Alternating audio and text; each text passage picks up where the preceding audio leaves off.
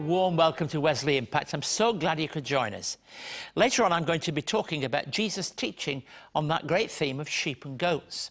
And we'll take a look at some of Wesley Mission's work in supporting teenagers to find greater purpose and meaning through our Operation Hope programme. And we also meet our guest, Dani Cherrie, who has a personal story to tell in relation to her own journey of discovery. In her book, Pursued, she shares that no matter how dark life can seem, God is waiting for us to turn it all around and open the door of our heart. Dani joins me to talk about her story of pain, courage and positive outcomes that are gained on her journey. Lovely to have you with us on the programme. Let's first of all talk about that day in March 1981. What happened and how did it happen? I was horse riding with a bunch of friends on a Sunday morning. We're coming back from a ride and a car, it was a dirt road, a car screamed past, didn't slow down, flicked up some stones, and my horse was at the back of the line and just reared up and reared onto the bonnet and threw me across the road. The sort of thing they have those signs for, isn't it, really? Yeah, that to slow kind down. of accident. Yeah, he was a drink, yeah. So you ended up in hospital? Yep, kind of. What do you mean, kind of? How do you mean that? I was a trained nurse and I thought I knew better. Yeah. So they told me that I'd broken quite a few bones in my spine. So I knew that the prescription for that was at that time was 6 weeks lying flat and then with sandbags and a brace. And so I refused to be admitted. I said I could do that at home. So I went home and an hour later an orthopaedic surgeon was knocking at the door and saying, "What are you doing?" And it took me a little while to convince him that I would be okay. So that's what I did. My mum looked after me for those 6 weeks. And physically you were okay, but it was the beginning of a very much a journey, because it seemed like the whole world passed you by in a moment then. And that moment was something that was totally out of sight of my control, and it threw my whole life into another trajectory. And I don't know if there's any other word but saying that you really, depression set in, didn't it, for you? Absolutely. When I was nursing, I had left quite a dysfunctional home and had, for the first time in my life, gotten a place to live, friends. So within that period when I was sick, my friends, because they were fairly new friends, dropped off really quickly. And I had planned to travel overseas. I had lots of big plans. Yeah, but I know that you very soon, despite all your injuries as you're recovering, you built a bike, you flew to Denmark. What's all that about? I've actually got ADHD, so probably explains You're definitely active, that's for sure, aren't you? Do you know, I knew that if I stayed, I would die, because I just didn't have any hope. I couldn't see how my life could move forward. So I read a book about a guy who had rode around the world on his bike, so I decided I was going to do that. I'd not done much riding before. Practiced on my mum's little Malvern Star, and I just went I wrote down all the different things he said about a bike, took it into a bike shop. But you do some reflection later on in your life about these periods of time, and you talk about it being just like the book of Ecclesiastes. What do you mean, Ecclesiastes? What do you really mean by that? I guess that journey started me. I cycled through Europe. I ended up having another accident. Through a series of circumstances, I ended up in the Middle East, living in the Sinai. I fell in love with a Bedouin. I married him, so I married under Muslim law. I did a lot of really crazy, unexplainable things when I look back now. But at that time, I actually thought I was a Christian, because I'd grown up with a lot of information about God, but no revelation. So what was the Ecclesiastes? So the Ecclesiastes was, I was actually sitting and reading it one day, and I was reading a story about a man who He was the wisest man in the world, and he was searching for the meaning of life. And he looked for it through education, through real estate, through owning lots, through women, through party scene, through lots and lots of different adventures. So it was big search, as it were. Yeah. At the end of his story, he kept saying, he came back to the point and said, it's meaningless. It's all just meaningless. Let's hold it there, because that isn't the end of the story. It's not meaningless because something comes about ultimately. And before we talk a little more, I'd like to introduce today's performer. Ann-Maree Keefe, of course, was shared with us before in so much a part of our story and presentation in music during the programmes here. She's chosen a song that I think resonates with Dani's search to find the hole in her aching heart. It's called Busy.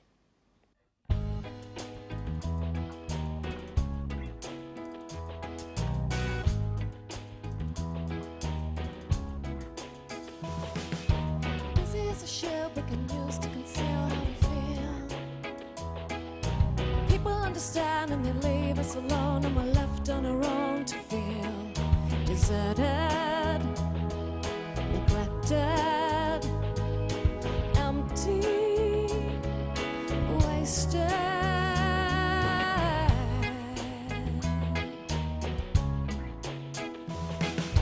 Busy is a word that we use and we've heard many times, so absurd.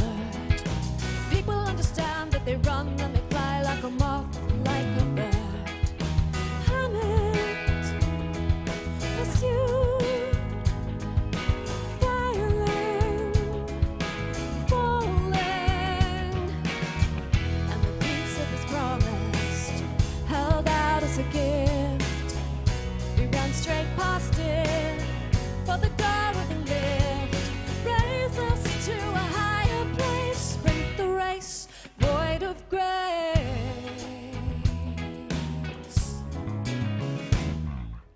Busy is a shield we can use to conceal our pain. People understand and they leave us alone, and we're left on our own again. Secluded, punished, empty, wasted, and the peace that was promised, held out as a gift.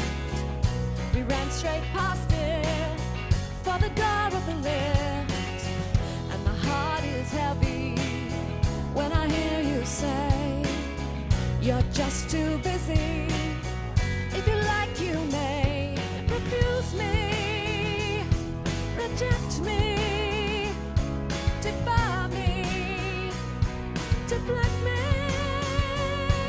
ignore me, walk by me, don't ask me, don't try me, I'm too busy, I don't feel like feeling. Be inspired by Keith Garner's new book, The Authentic Australian Evangelist, Alan Walker. Former Superintendent Alan Walker was once labelled the conscience of the nation, speaking out for the marginalised and the broken across social, political and international debate. Alan's life and work at Wesley Mission is also featured in an address by Keith Garner on DVD. For more information, call 1800 021 821 or visit our website wesleymission.org.au. Now, if you want to know more about Ann-Maree and her latest album, Cryptology, the details are going to be online all this week, as will this programme. And we're back with Dani Cherrie. It's lovely to talk to you, but we ended up in that search that was going on, and that song, in a way, mirrors something of your life when I read about it and when I talk to you. You say you left home at 17.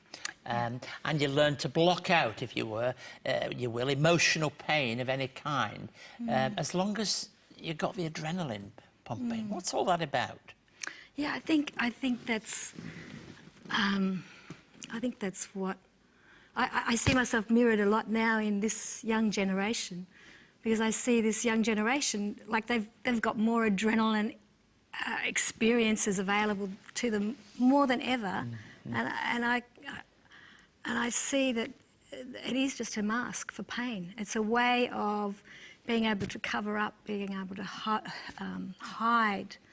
being able to somehow express the turmoil that's on the inside, express it out. So it's kind of like battle on the inside, war on the outside. You talk about knowing a lot of information but no real personal understanding, and you're on a diving boat in the Middle East, and quite unawares, a song captured your heart. Yeah. What was that? I found myself on a dive boat, and I was working as a dive guide. At that point I was married as a Muslim. I was living two lives. In the daytime I was a tourist guide in a wetsuit and bathers. In the evening when I'd go home I would be a Muslim wife, and I'd be wearing the garb, and I found myself, like, I was living totally incongruent to my values. I knew that divers were coming up on board, and I had to snap myself out of this melancholy, so I reached into this drawer and I saw an old unmarked tape, put it on, and it began to play a song by Evie Tornquist. I'd never heard the song before. And it said, "He didn't bring me this far to leave me. He didn't teach me to swim to let me drown. He didn't build his home in me to move away. He didn't lift me up to let me down." I was in the middle of the Red Sea on a dive boat, feeling 1,000,000 miles away from God. And the words of those songs, it was like God just speaking hope into my situation, that somehow he would actually find a way to get me out of the mess I had created. Because I'd created this mess. I was the one who had gotten married. When I got married, the rules had changed. My husband, I had become a Christian around the same time. All I wanted to talk about was Jesus. That was getting me into a lot of trouble. It was getting him into a lot of trouble. There was a lot of threats around on his life and mine. And I just wanted to go home. Now, what message do you really want? More than anything else, what message do you want people to take both from your book and your story? I guess the message, there's lots of messages, but the main one is that in our brokenness,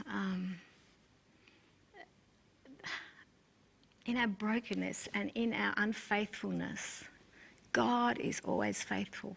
He knows us by name.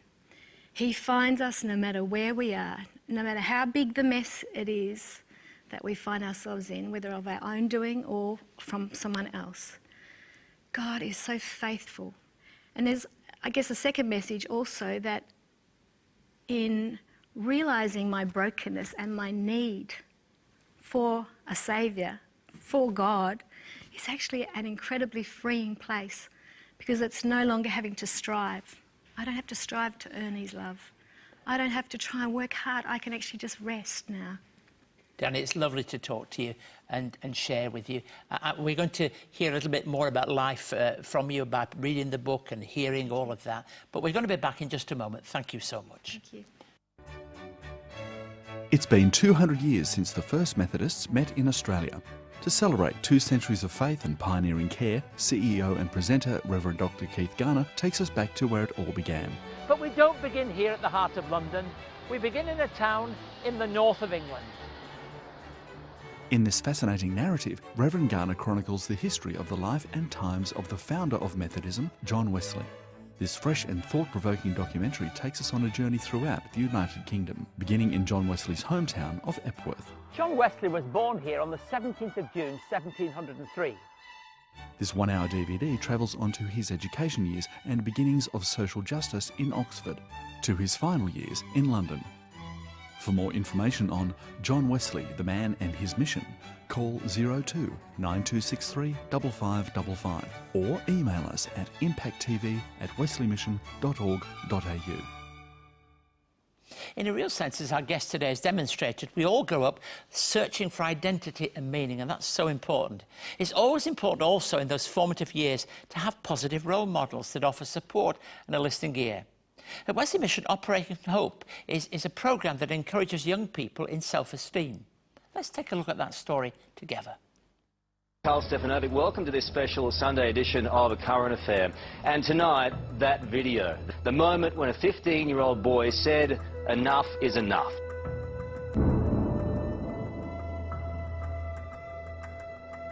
They were saying that I was dumb, I wasn't smart enough. I didn't want to go to school, I didn't want to get out of bed.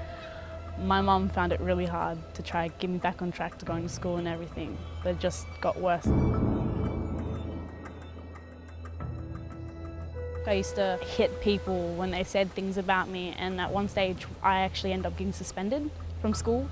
I just couldn't take it, I snapped. It was just a little bit too much for me. When Sinead arrived, she was quite quiet. She actually came with another person that she knew that had been through the program before. She didn't really talk to many people. She was a bit like depressed, sort of like a bit sad. She wasn't sure on how the program was going to go. I was severely nerve-wracked about it. I wasn't in my surroundings, in my element, and I had no idea what was coming to me. And then everyone was just so friendly and nice and kind and caring. Jess, to be honest, I see her as more as a sister to me. She will listen to you. She is always there. Vision Valley had really helped me. They helped me open up. They helped me realize what I was doing was wrong and I should be the bigger person. They said it's okay to be you.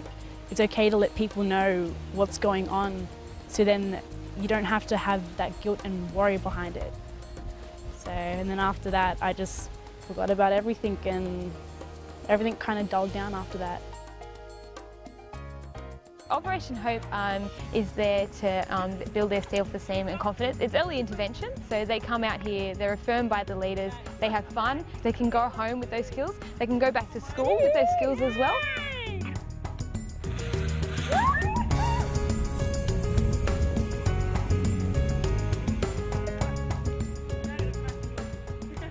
I've learnt a lot from Vision Valley, and what I would say to everyone, it's the best experience you could have. When I went through the program, I felt happy, and my mum came back and saw a real difference. Now I look forward to going to school and look forward to seeing friends who care about me. Sinead is one story, but I get probably about 250 stories of these a year. We have our bullying cases, but we also have domestic violence and foster care kids, out-of-home kids, and these kids are like 14 and they don't have a place to go. The practical and encouraging thing about Operation Hope is that the more resources we receive, the more children we can actually support. We've already got, as you can see, this wonderful facility. It's been here for 40 years. And then you add to that, we've got Wesley Mission's 200 years of experience and presence in this area, and particularly in helping young people and children. And all that comes together on one site. So for $600 per child, we can support them and turn past experiences into a springboard so that they can have an exciting future. I feel that I do have a future to look forward to. I do have that hope that I could be something bigger than I thought I'd be before.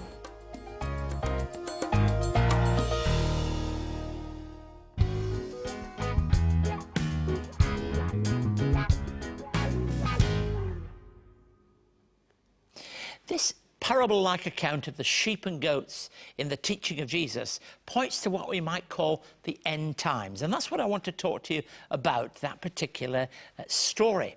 And the glory of God in the future of the kingdom of God. It's this picture that the Son of Man brings us that will separate sheep from goats. So I'm going to read from Matthew 25, 31 through to, I think, verse 40.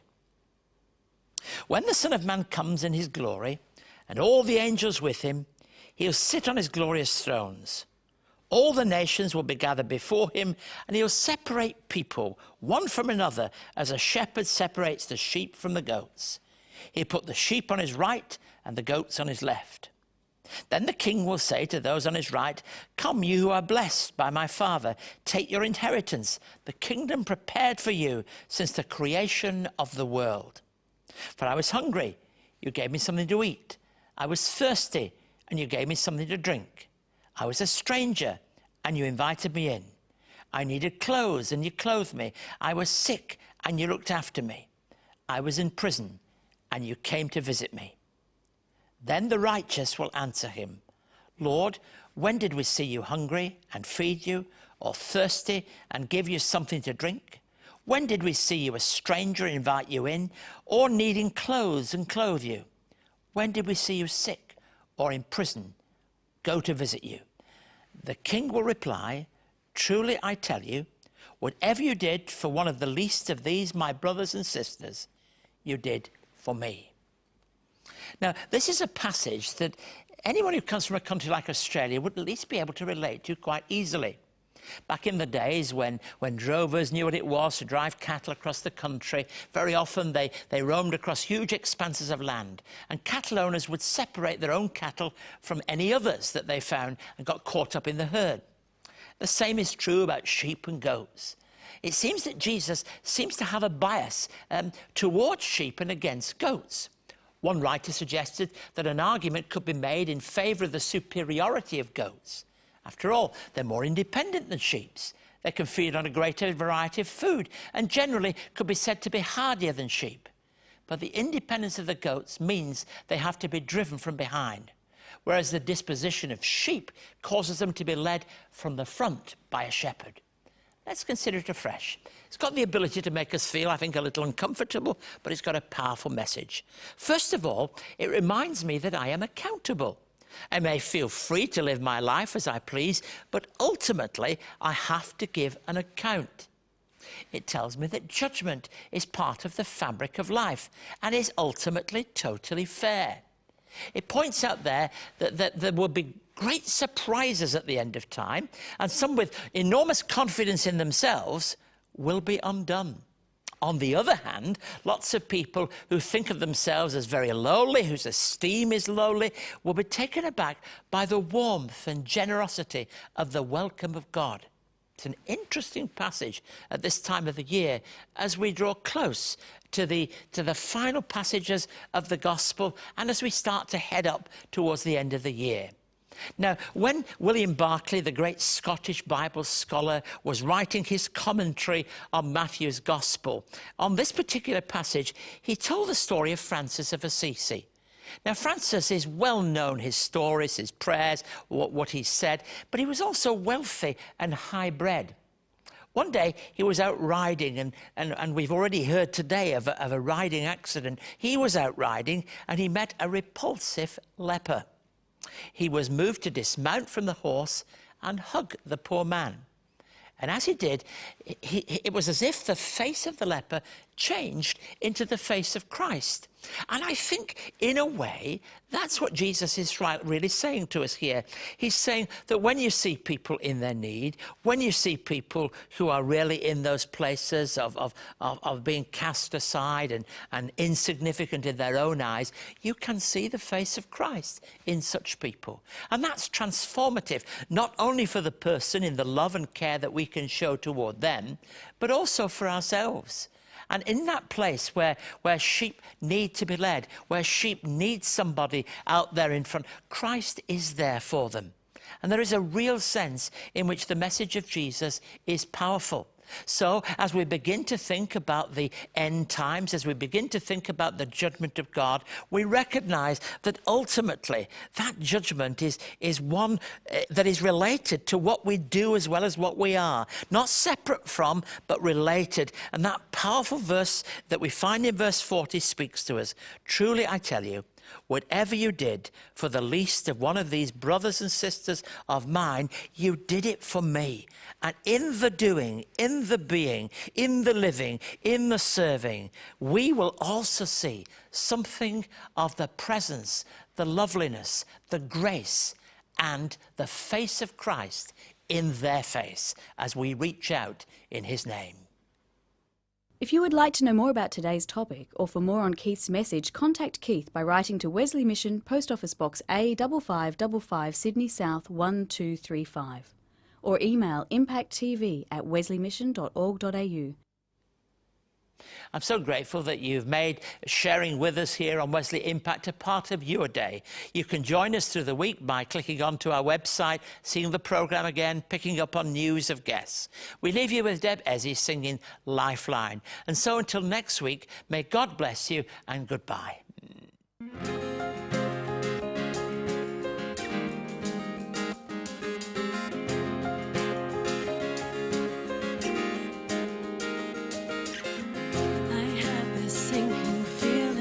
Something's weighing me down. I am completely saturated. The waves are crashing getting closer, my feet already drowned, doing the thing I said I hated. We've been swimming